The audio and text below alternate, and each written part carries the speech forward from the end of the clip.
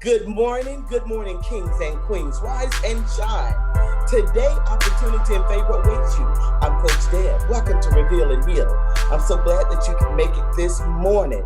I have an amazing guest today, Miss Vanetta Holly, aka Lady V. Everybody know Lady V? She's very, very vocal about her beliefs and about where God is taking her. You want to hear her story today. She's going to talk about her testimonies. She is the comeback kid for real. You know that morning's, uh, the topic of this morning's theme is don't call it a comeback. And you know, when I come up with these themes, Vanetta, I always pray about it. And that fits you because you have overcome a whole lot. So to all of you that are listening, please go ahead, tag your friends, tag your neighbors, tag your enemies, tag anybody where the blood is running warm in the veins because they need to hear her story. If they're struggling and they're feeling like I can't make it, Vernetta is going to share life-altering testimonies where God has brought her from and where she is today. New week, new goals. Welcome, welcome, welcome, Lady V. How you doing? Thank you so much. I am just doing amazing. You know what? It is just such an honor and a pleasure to sit here and share this screen with you. I've been watching you for years. I admire you. I have to just take a minute or two and just admonish the woman that I see in you, the woman of God. I've always admired the fact that you and I, we kind of started off around the same time having babies, and we went Yes. through our trials and our tribulations with our babies and our husbands and our Yes. life growing up. And but I watched you, Deborah, and I watched you, sister, and I watched you, hold on to God's unchanging hands no matter what. Whereas I backslid and I went through all kind of stuff and I came back, I bounced back, but you never, ever wavered. And I just want you to know that, and I want the world to know that you have been a mentor for me. I may have not always been around in Cartersville. I may not have always been in Georgia, but I've always watched you and admired you, and I've always felt your blessings and felt your prayers. And I know that you've always kept me right Yeah. here. And I Yeah. just want to thank you.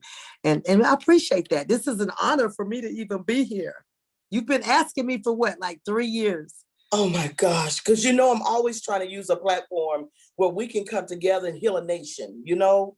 But of Yes. course, now listen, your story, Jesus. Girl, which It's part? amazing. I know you have many, but I really want you to talk about, where how you came through the cancer.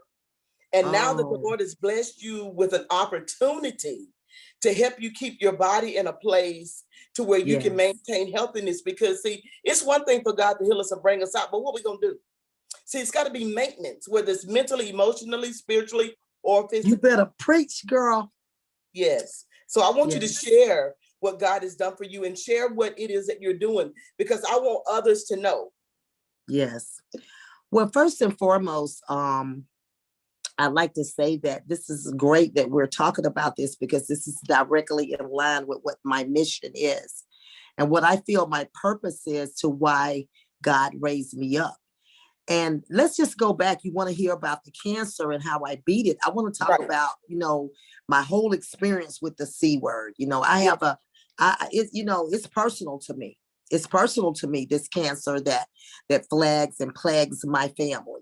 This is, different families deal with different generational curses as it relates to disease as well, not Mhm. just spiritual curses, but Mhm. as it relates to diseases, and in my family, I truly feel that it's cancer because, I sat and wrote down all the names, when I was going through cancer, all the people who had cancer in my family. I think I came up with 23 family members had been diagnosed with cancer in my family in the last 25 years. 18 are deceased, and a few of us are still, in what they call remission, but I never claimed remission. I said healing or nothing. Amen. And so, because remission means that, hey, you just for a minute and it'll come back. And I'd Mhm. like to say that most of those family members, I think all of them as opposed to, except for one, and that was my cousin, didn't have a chance to get to the chemo or the radiation, but they all went through radiation and chemo. and they all still died. My mother went through it twice. She had cancer twice. It came back and killed her the third time. So my thing is this. What is this thing? I'm not going to accept this. I'm not just going to accept my family being attacked by this. And it's just nothing that me and God can do about it. And then cancer attacks me. Oh no, it's real personal. So let's just fast forward and go back a little bit and talk about where it first started traumatizing me. Where my trauma first began with this word cancer, the secret silent killer. The thing that people are walking around with right now is swimming around in their bodies and they don't even know, because I really had no symptoms other than just being a little sleepy, just a little sleepy, a little tired. And a lot of people are dealing with that every day. So who would know that that was cancer? My mammograms were up to par. My checkups were up to par. I was under doctor's care. I had just buried my mother. But let's go back. I was in the studio recording my first little album. This one right here. Probably dirty, but look. I was in the studio recording that when my sisters called me and said the name of that is Demolition of Evil. And my sister called me from Vegas and said my daddy was sick and he had cancer and I needed to come out there. I went out there. And to make a long story short, I had to go back 30 days later and he was in hospice. I sat with my father for 13 days in hospice until he expired. You talking about the mental and emotional oppression and depression that I had to go through, that sitting in that hospice, nobody else on that whole hallway for 13 days and 13 nights, walking around well. Everybody in the rooms were sick and my daddy. After my daddy passed on March 31st, 2011, I had came back to Georgia, trying to get my mind back right from that, trying to get together, get back in the studio to try to finish the little album. My cousin not. 8 months later, I'm at Kennerstone Hospital right there with him when this stuff started going on. Okay, he passed away November 4th, 2011. Okay, 8 months later, my mother. It was too much for me. And it's still too much. But I thank God that he's given me my purpose for the experience. Right. See, if we understand that we have that our purpose is in imperfect alignment, our experience is in perfect alignments with our purpose, that's what helped me get through it. But you talking about painstaking. And then I come to Connecticut because I was sick 2 weeks after my mother passed with breast cancer after having it 3 times. And I come to Connecticut because I had thyroiditis disease and Georgia wouldn't give me health care. I tried to get health care down there to get the surgery. They kept denying me 18 times in 22 months. I went everywhere, Grady, Wellstar, State, they wouldn't help me. I came to Connecticut 2 weeks after my mother died. 3 months later, I had the surgery. 3 years later, 3.5 years later, I get diagnosed with breast cancer. Oh, it's real personal now. For real. The devil's gonna come after me like that. Okay, so let me show you when the devil come after me like that. God didn't prep me for fight for nothing. He didn't, Deborah. I'd like to have lost my life fighting. I just got off of death row. I ain't playing no games. Amen. I studied to where does cancer come from? What is this demon that's stalking my family? And I put the due diligence in. The Bible says, study to show thyself approved. Come on now. It's not just talking about the word of God. It's talking about life itself. Study what you're doing and ingesting in your body. So I went to studying and reading and, always attach myself to nutritional companies anyway. So a lot of the stuff that I learned back in, Herbalife years and all that stuff, it was just reflecting back in my mind. The body is in an acidic state, it's going to be sick. If the body's in an alkaline state, it's going to get well. Sickness and disease and cancer cannot live in an alkaline body. So it's simple. What do we do to alkaline our body? And I said, Lord, have mercy. Help me. Because it's very hard to keep our bodies in an alkaline state in this country. Because there's a spirit in America that makes you want to eat the wrong foods. And we're all subjected to that. Fat and sugar is the most addictive substance on the face of the earth, even more so than drugs. And you got the parishioners and the churches and everybody, they condone it. But we have to stand up. And I'm going to share something with you. My fight with cancer. I found out that I had cancer because I just come back from Georgia for my youngest daughter, Natalie, who's now a senior at Georgia State. But she was just graduating from high school. And I went down to Georgia and I come back to Connecticut. 2 weeks later, my niece gets killed in Georgia. Devastated me. My ex-husband, Tommy, his sister, Frida, her daughter, my niece, my baby, Ashley, got killed, who's the same age as my daughters. Devastated me. I was in Connecticut screaming and hollering and crying. I didn't have the money to get back to Georgia. I was devastated. My kids were screaming and hollering and crying. So I drove myself to the emergency room because I knew my blood pressure was up. I go in the emergency room, my blood pressure was sky high. They kept me, did MRIs on me. The next morning, they let me go. They say, Miss Holly, you didn't have a stroke. That's amazing. You didn't have a stroke. Go home and relax. We're going to call you with your results. The Friday they called me. That was on a Thursday. Friday they called me and said, Miss Holly, we see a spot underneath your arm. Doesn't look good. We saw it on the MRI. I said, what are you talking about? He said, we see a spot under your right arm that we saw on the MRI. We have you scheduled for a biopsy. It was just like that. So I was like, okay, I was back at the hospital that Monday morning for the biopsy, and boom, it was just gone after that. So,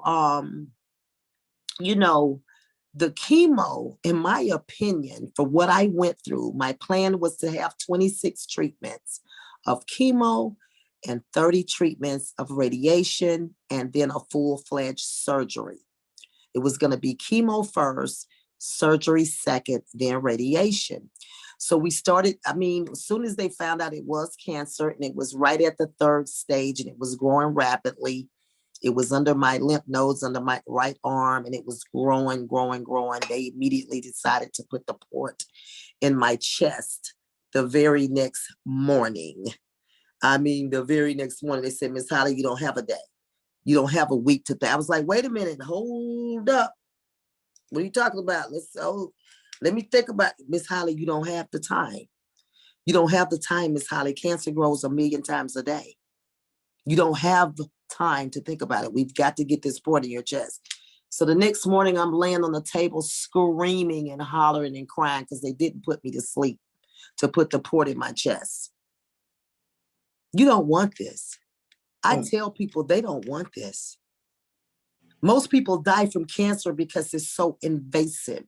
Mm-hmm. It's so horrific in every area of your life, physically, mentally, emotionally, spiritually, financially. Everything's being attacked at one time.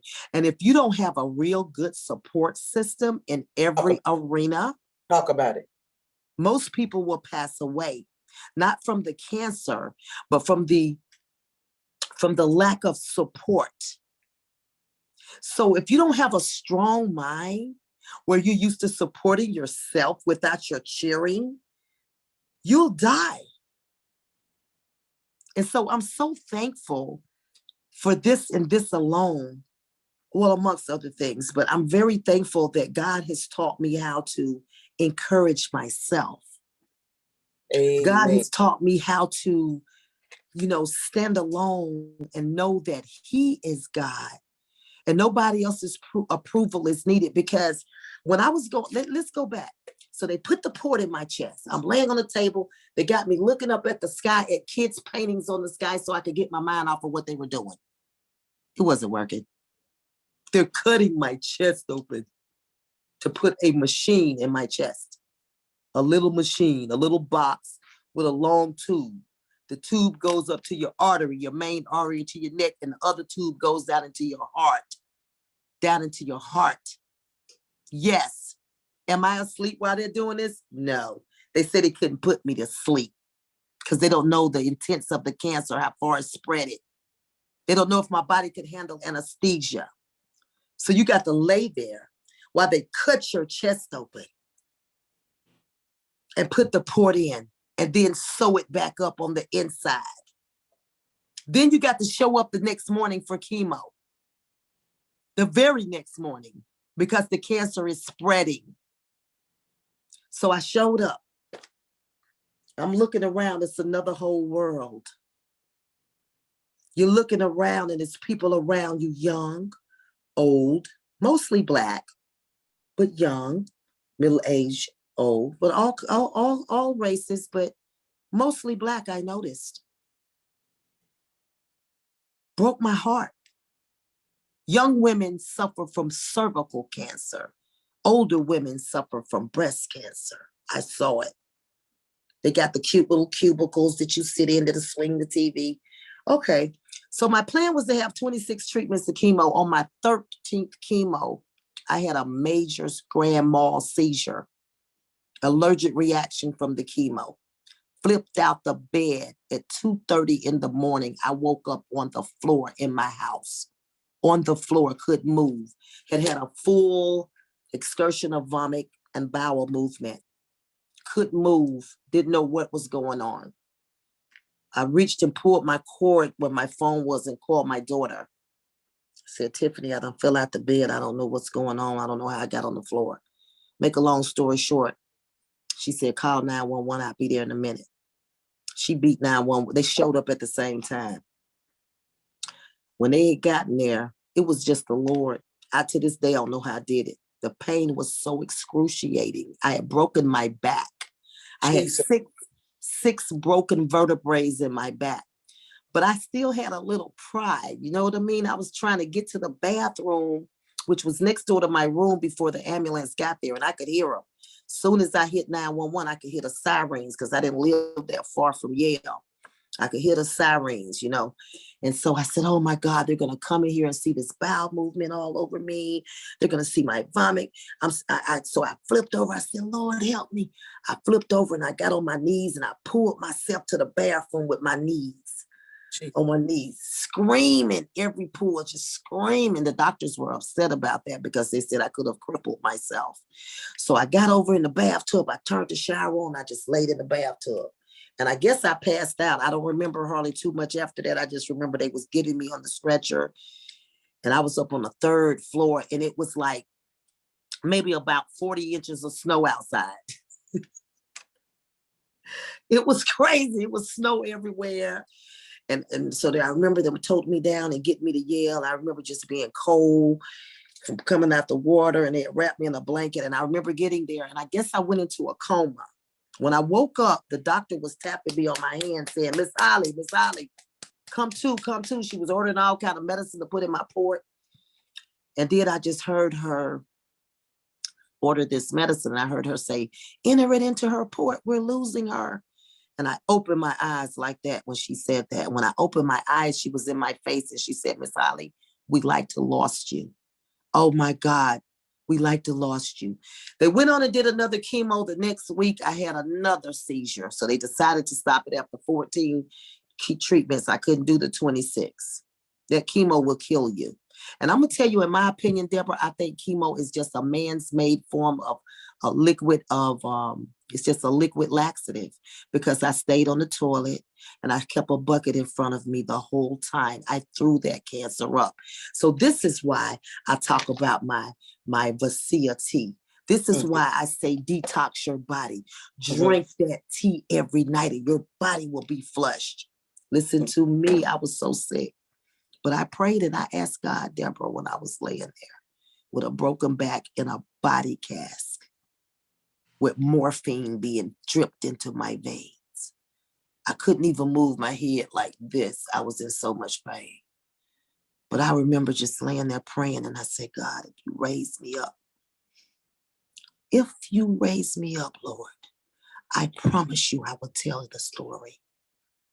I promise you that I will do what I can do to help other people not have to go through this, because it's horrific. And the thing that hurt me the worst about having cancer, because my mother was very private with her cancer treatment, Deborah.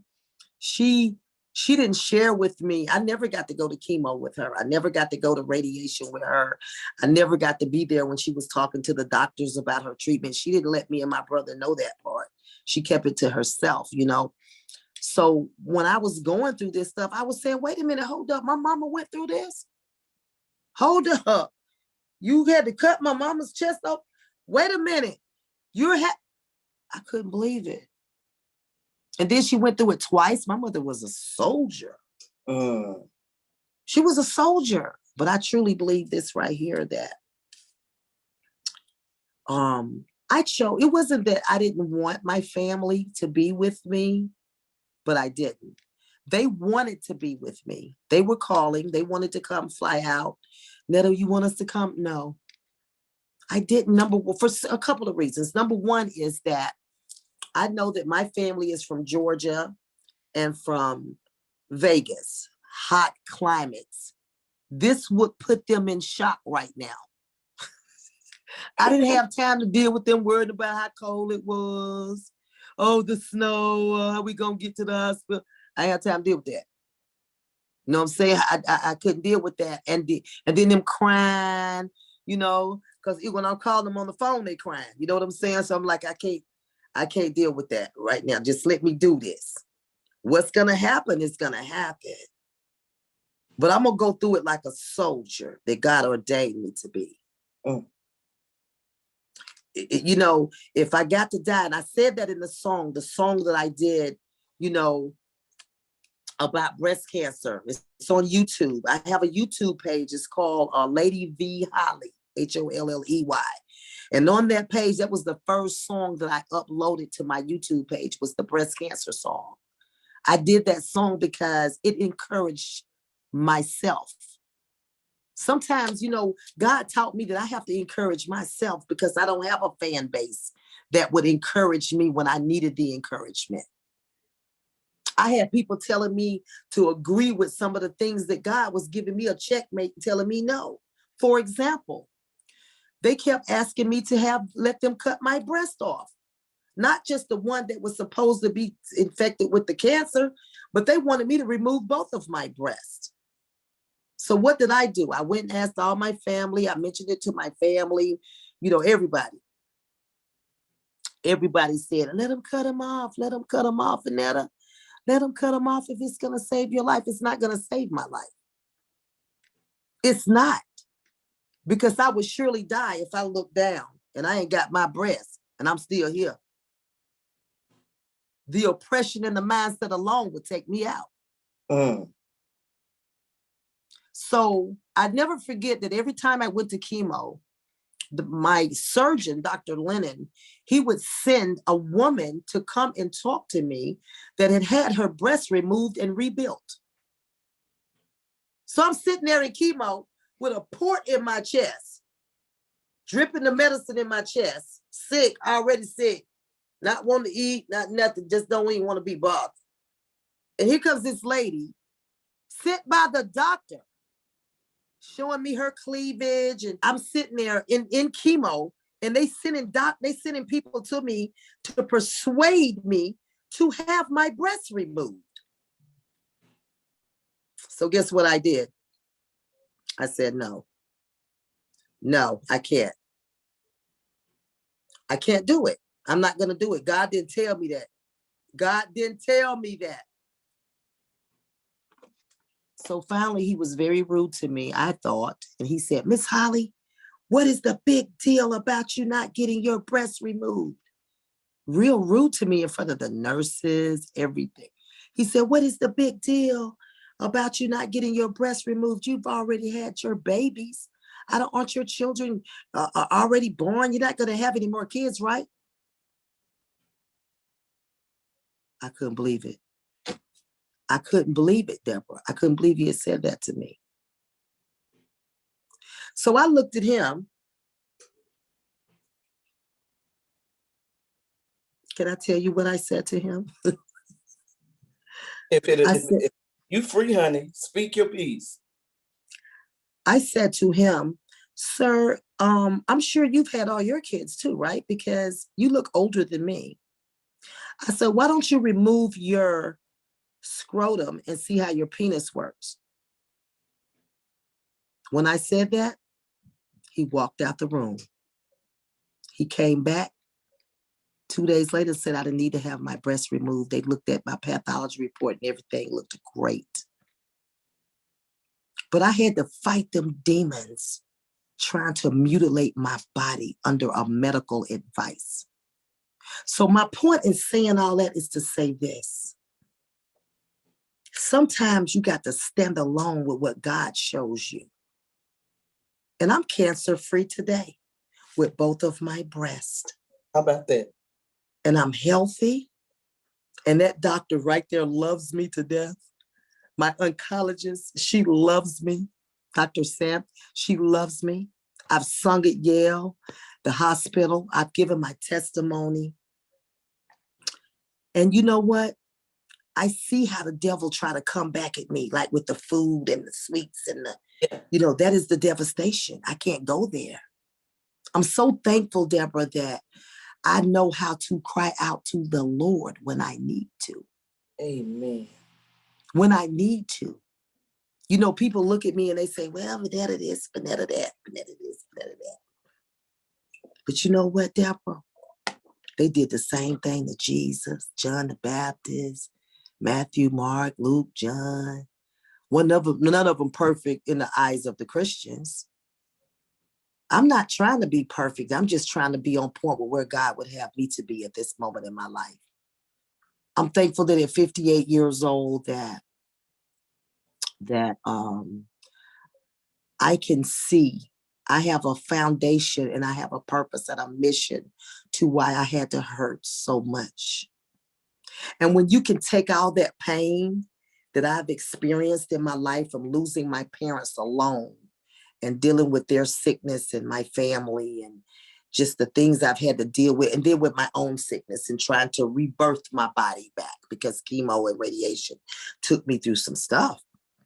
I gained 101 pounds on chemo alone, just on chemo, because they were putting steroids in my chest every week. Every week, I was getting a dose of steroids, a syringe that big around and that long. Was I eating a lot? I was eating nothing. Maybe a red apple and a little bit of granola. That's all I can remember eating the whole time I had cancer. So it messed my body up. I was left with severe neuropathy, severe arthritis. I'm thankful for a man named Kenny Lord, who came up with a company named Tava, who I remember he was the underdog to so many people when he decided to walk away from certain companies because of certain things. The spirit wasn't right. The same reason I walked away from Herbalife International, which is why I owe you an apology. And I want to talk about that. I owe you an apology, Deborah. And I want to give you that apology right here on your show. Because I remember back in 1996, 95. Was it 95? It was 95. And I had a clothing store and a daycare business where I had put about maybe $60,000, $70,000 in putting together. Mm-hmm. Kids Depot, you remember? That's right. And I was standing up on the podium in my store. And I remember your beautiful face walked in. And I could see you because, the windows were behind and you walked in and you was looking. I remember looking at you and I was like, is that Deborah? Because you looked so amazing. It's like you had gone through this transformation from when I was used to seeing you. And then I don't know how many years it had been that I had seen you, but when I saw you that day, it was a ray of sunshine. It was like God had showed me that you had been touched. After the abuse. It was after the abuse. Oh, okay. It was after all of that. You had been touched, honey. You look good. And you had gotten on the products, Herbalife products. That's right. And you was looking amazing. And you came up to the counter. I said, Deborah, you look so good. And you told me what it was. Mm-hmm.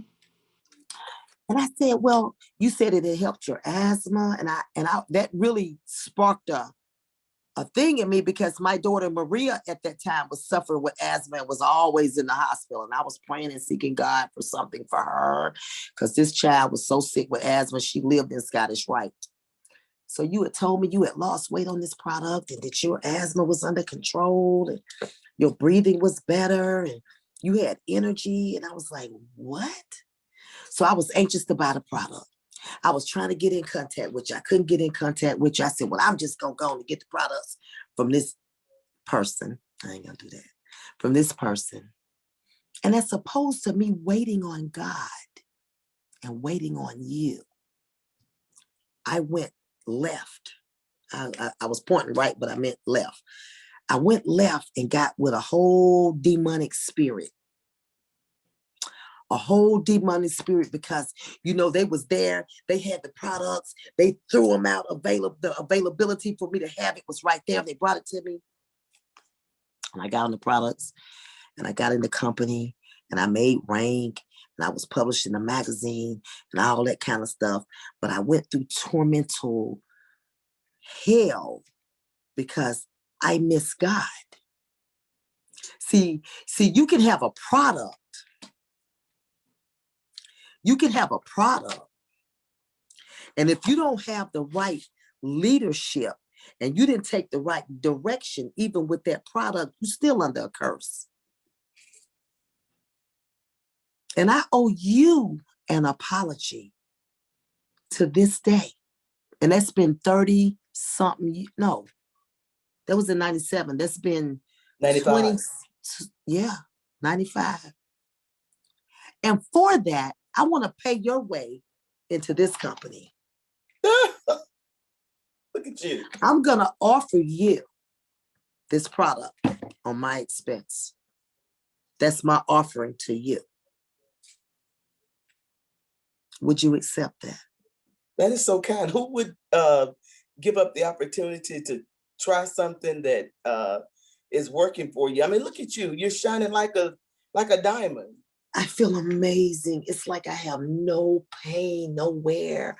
I used to wake up in the morning and have to take a Percocet, a half of a Percocet, just to walk to the bathroom because the neuropathy in my feet was so bad, which I am convinced that that's parasites.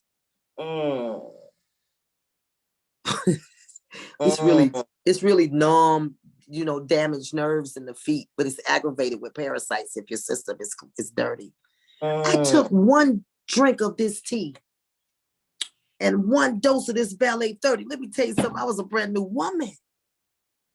It's like my heart. And see, this is what we don't understand as a people, that it took me to really, you know, God has given me like a new awakening and he's opening up things with this company. First of all, the name of this company is Tava, which means ark. God is putting us on the ark 2 by 2. Noah's God. You know how Noah was building the ark?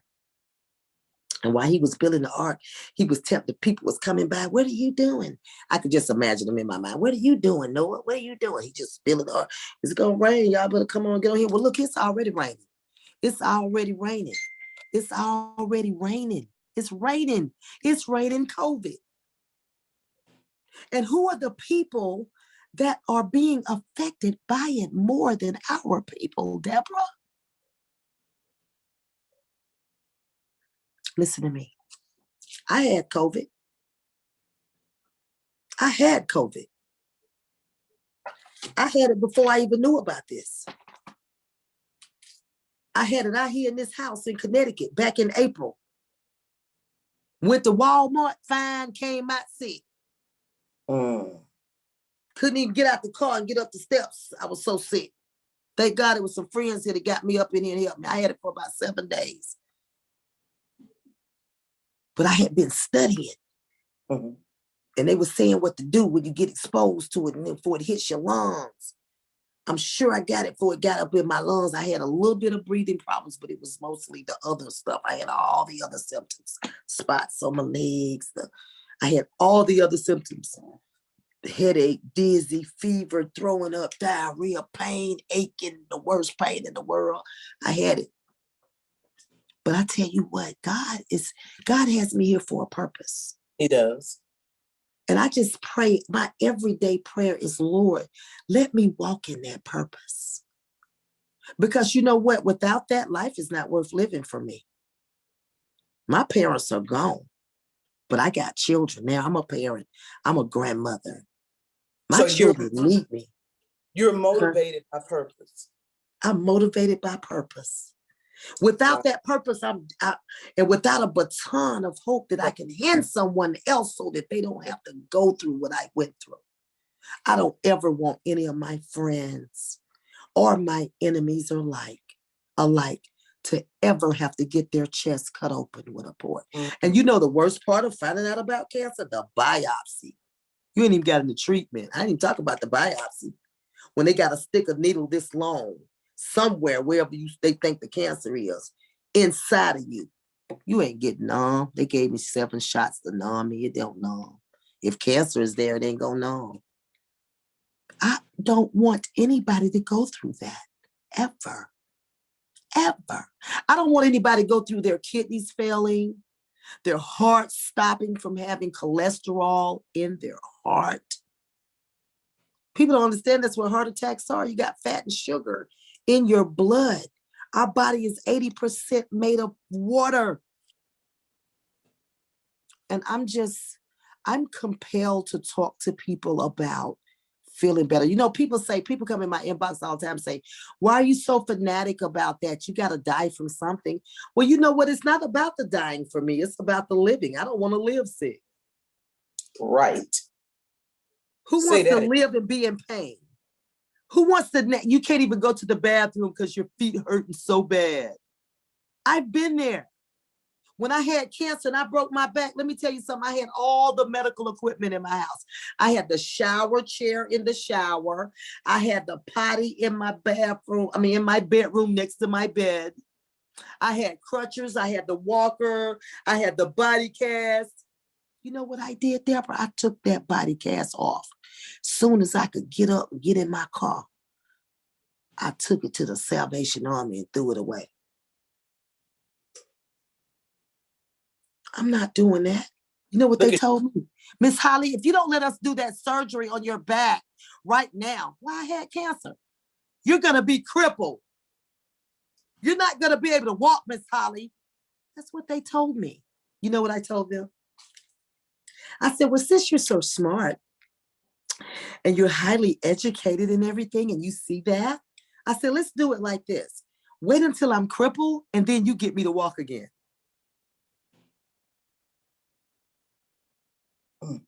Do y'all see me dancing on my videos? Do you see me moving? The devil is a liar. It's clear. And he'll use people in power to lie to you. Yes. And we're in the last days. You better look out. And then he'll have the parishioners and the people looking at people like me or you who's speaking the real deal, and they'll try to categorize us as outcasts. But that's common. That's common, though. That's right in alignment with what happened in the Bible. Yes. So I'm okay with that. I'm okay with that. My whole purpose is to hand someone the baton of hope, whether it be through encouraging them in their mindsets. Listen to me. Tell the devil he's a liar. That's my practice. Tell the devil he's a liar. Don't believe him. They told me I was going to be crippled. They told me I had to cut my breast off. They told me I would never lose weight in my hips because I had a thyroid issue and I take thyroid medicine. My hips done shrunk a lot since I've been drinking this tea. My doctor could not believe it today. He couldn't believe it. He couldn't believe that my blood pressure was so leveled.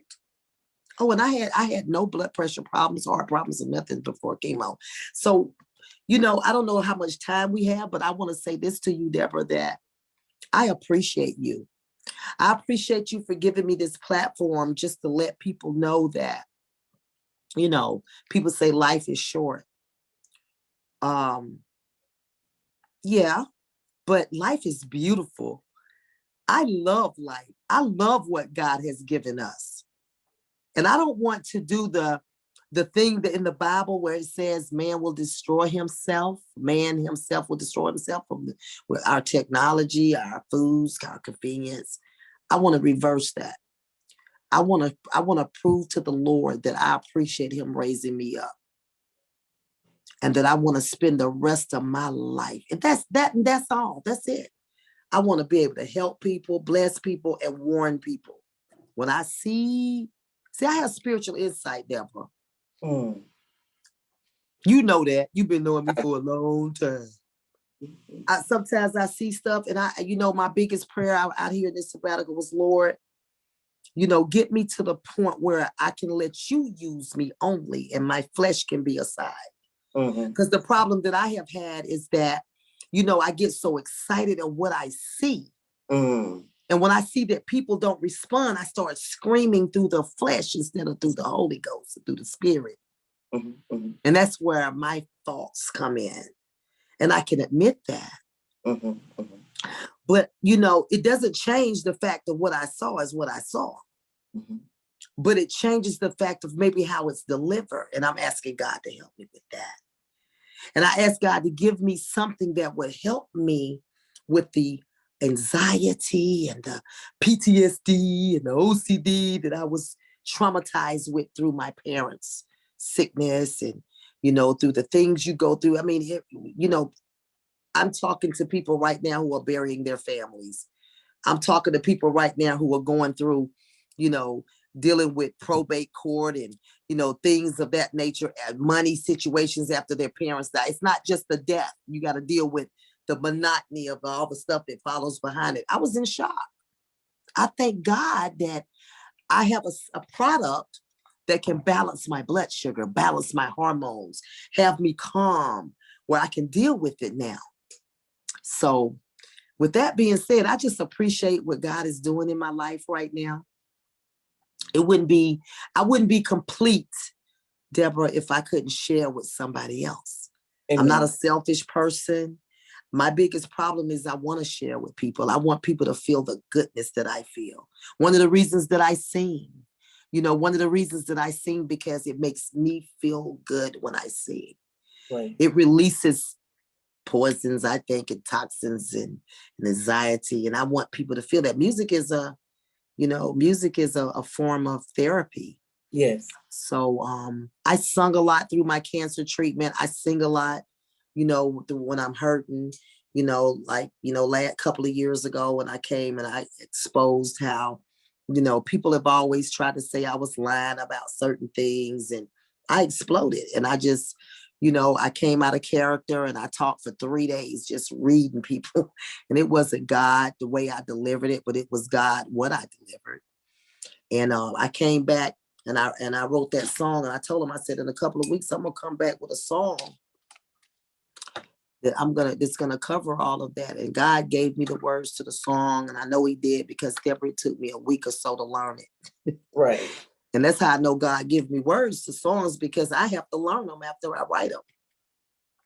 That song he gave me called Me Too, because I was a victim of I was a child that, I felt wasn't protected, because I had someone, my mother's second husband, who was her, my stepfather, I guess at the time, he was, doing things to me that he shouldn't have been doing, and I didn't feel protected. So I wrote this song, and it's called Me Too, and I named it Me Too because, that's the movement name. When they was dealing with all the stuff with R. Kelly and all that stuff, they called it Me Too. So, that song, when I did that song, Deborah, and I sung it and I released it, it was like, it felt amazing. And even now I'm writing a book. I didn't tell you that, did I? No. Girl, I'm writing a book. I got my publisher is working with me, and I'm working on my book, and it's amazing how, she advised me and we talked, and I told her how I felt comfortable writing my book. Deborah, I had started writing a book 2 or 3 times and I couldn't finish it. But I decided to write my book in a poet form. So I'm writing it. It's amazing. It's coming out beautiful. But this Me Too song, what did you want me to sing, Deborah? You said you wanted me to sing. we're coming to a close, so I do want you to sing a little bit of that, and I want you also to reintroduce yourself to the audience. I want you to tell them who you are. Those are the two things that I want from you before we close this morning. So if you could sing a little bit of that song and bless the hearts of the listeners.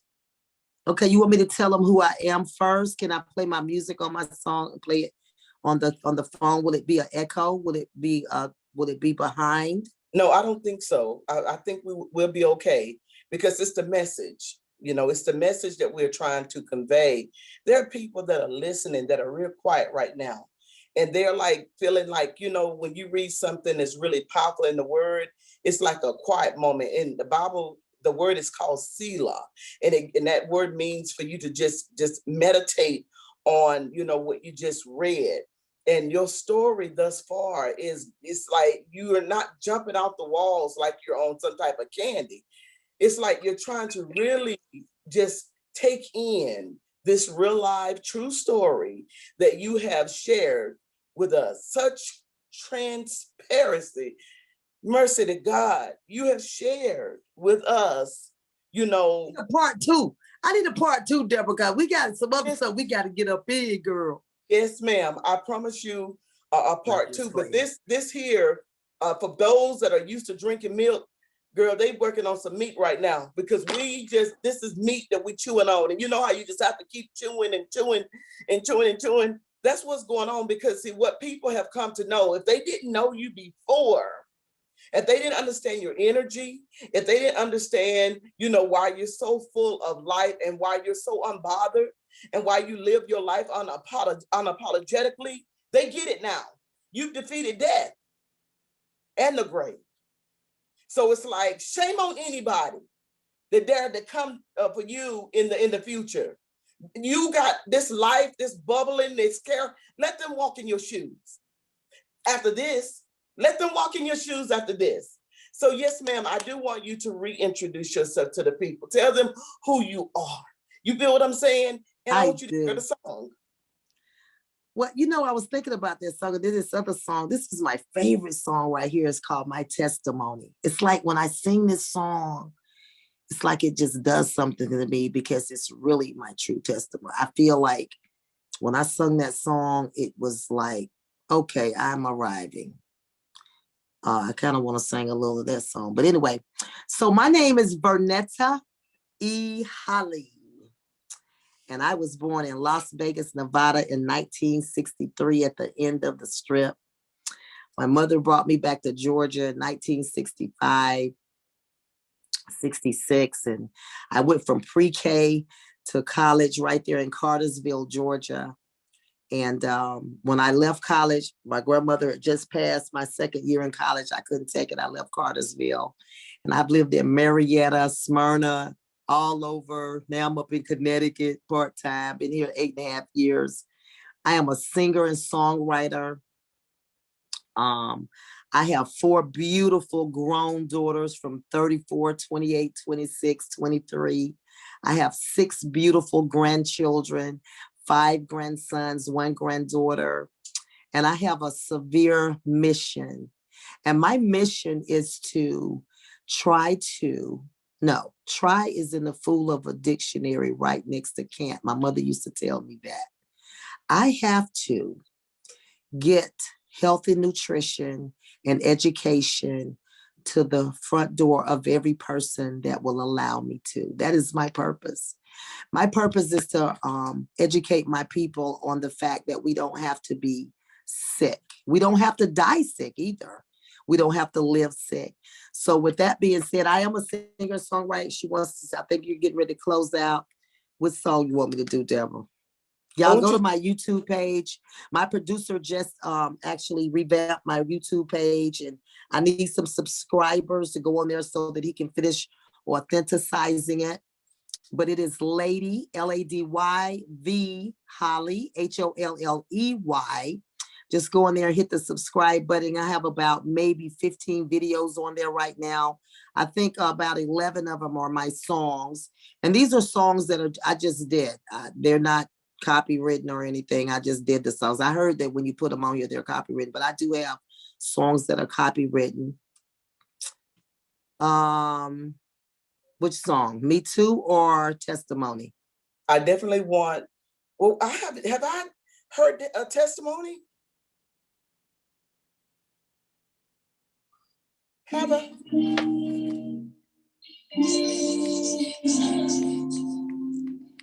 I love this one. It's my favorite. They Can can you go hear on it? your page to hear the other one. Go ahead. Can you hear it? Yes, it's clear. See it? Yes. This here is my testimony. I'm gonna get down on it. It's my matrimony. Keeping it real, never phony. My name is Lady V. Holly. I'm usually jolly. I live up in the North Pole, but ain't known for letting it flow. And when I'm done, you go, no, that I don't do roller coasters or merry-go-rounds. I'm humble people really be vibing my sounds. I'm a walking miracle. In God, I'll always trust. When I'm feeling blue, when I'm having issues, I know who to run to. It's not you. You left me hanging. You left me thinking. You left me rearranging, boo. Now you want to say you stepped up to the plate. And if you did, you were always late. Coming back with your kibbles and bits. When you know I deserve Carlton Ritz. It's funny how people try to play games and then got the nerve to use God's name in vain. Tick tock, I'm chilling, flicking my big. I'm recognizing all your old school tricks. You can think I don't know God if you want to. Hide and watch and see what my faith is about to do. Yes, I seen it, I saw it, I felt it, I fought it. No more running, I'm ordained, I'm anointed.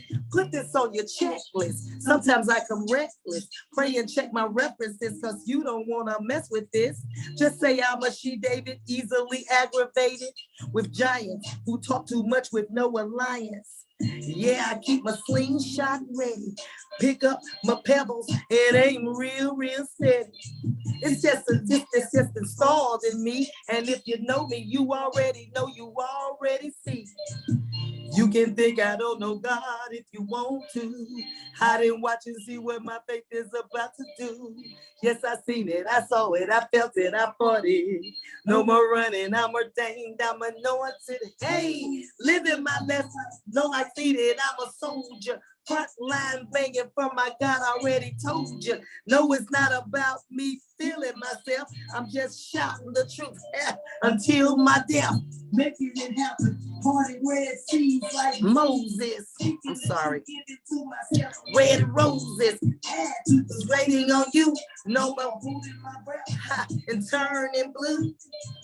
You can think I don't know God if you want to. Hide and watch and see what my faith is about. I love that song because it just builds my faith when I sing it. You know what I mean? It builds my own faith in God when I sing that song. I love it, Renetta. Listen, Thank love, you. go I ahead and love tell you. everybody to follow you on all social media and also to Yes. go to your YouTube page so they can hear all your selections. Yes, go to my YouTube page. You can follow me at Lady V, Ladyv, like Victory, Vegas, Bernetta, Holly, Holley.